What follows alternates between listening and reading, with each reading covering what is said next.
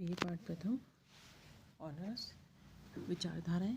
आज हम ले रहे हैं आदर्शवाद। राज्य के कार्य क्षेत्र से संबंधित विचारधारा है ये। इस विचारधारा में जिन सिद्धांतों को प्रयोग में लिया गया उसमें चरमतावादी सिद्धांत, दार्शनिक सिद्धांत, नैतिक सिद्धांत और आध्यात्मिक सिद्धांत हैं। इस विचारधारा के प्रतिपादकों में कांट, हीगल, ग्रीन तथा बोसांके, प्रेक्टे, थॉमस मूर आदि प्रमुख हैं। आदर्शवाद राज्य को एक कृत्रिम संस्था न मानकर एक ऐसी प्राकृतिक व स्वाभाविक संस्था मानता है जो मनुष्य की आंतरिक अभिव्यक्तियों को व्यक्त करने का एक माध्यम बनते हैं। आदर्शवाद के अनुसार राज्य व्यक्ति को नैतिकता तथा स्वतंत्रता प्रदान करता है। आदर्शवाद राज्य को साध्य एवं व्यक्ति को साधन मानता है। प्लेटो ने सर्वप्रथम यह माना था कि राज्य का उदय मानव जीवन के लिए हुआ है, किंतु वह सत जीवन के लिए बना हुआ है। तो ये पुनर्जागरण काल में थॉमस मूर की यूटोपिया के द्वारा आदर्शवाद को अच्छी तरह से व्यक्त किया गया। फ्रांस की राज्य क्रांति, जर्मन आदर्शवादी स्कूल के द्वारा भी आदर्शवादी विचारधारा के मूल तत्वों का जन्म हुआ। आदर्शवाद के प्रमुख सिद्धांतों को व्यक्त करते समय ये ध्यान रखा जाता है कि राज्य एक नैतिक संस्था है, राज्य साध्य है, साधन नहीं है, राज्य का अपना लक्ष्य और व्यक्तित्व होता है, राज्य सामान्य इच्छा का प्रतिनिधित्व करता है, राज्य आंतरिक और सामाजिक रूप से सर्वशक्तिमान होता है, राज्य का आधार बल नहीं इच्छा होती है, मानव स्वतंत्रता राज्य के आज्ञा पालन में निहित होती है, राज्य अधिकारों का जन्मदाता होता है, व्यक्ति और राज्य में कोई भी विरोध नहीं है, राजनीतिक व नैतिक कर्तव्यों में कोई अंतर नहीं होता है। तो मूल रूप से देखा जाए तो ये 10 जो तत्व हैं इनके माध्यम से आदर्शवादी राज्य को व्यक्त किया जा सकता है, उसको जाना जा सकता है।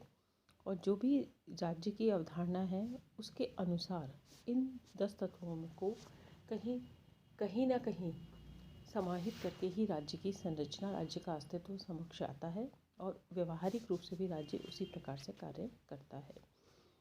आदर्शवाद की आलोचना है कि ये एक आदर्श सिद्धांत है, यानी इसको ये यथार्थता से परे है। दूसरी इसकी आलोचना है कि राज्य और समाज एक अनुरूप नहीं है, एक जैसे नहीं होते हैं। तीसरी इसकी आलोचना है कि राज्य साध्य है, साधन नहीं है, राज्य का एक पृथक व्यक्तित्व नहीं है, ये इसकी चौथी आलोचना है। पांचवी इसके को व्यक्त करते हुए ये कहा जाता है कि सर्वशक्तिमान राज्य का सिद्धांत कभी भी स्वीकार्य नहीं होता है और राज्य पूर्णतः दोषमुक्त कभी भी नहीं होता है।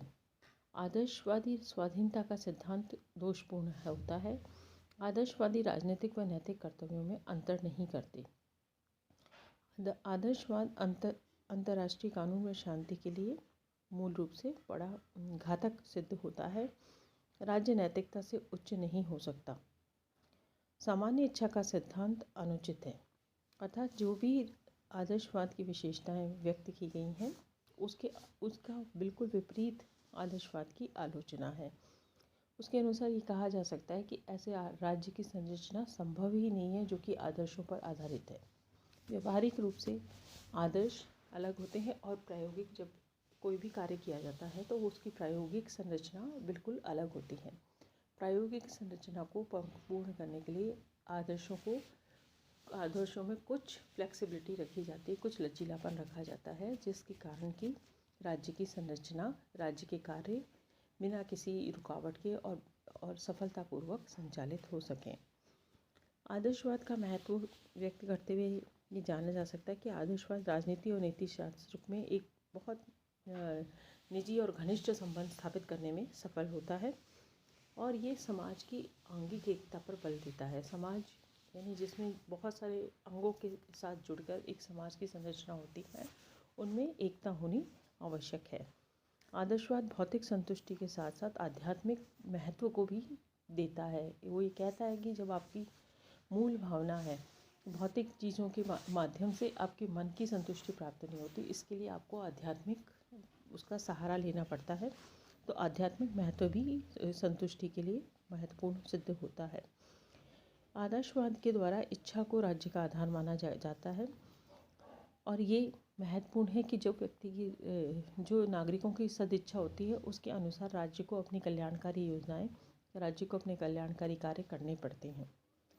ग्रीन का आदर्शवाद आदर्श की प्रतिष्ठा करते हुए भी मात्र कल्पना नहीं है, मगर ये बहुत कुछ सीमा तक यह सत्य का अनुभव व ज्ञान पर आधारित होता है।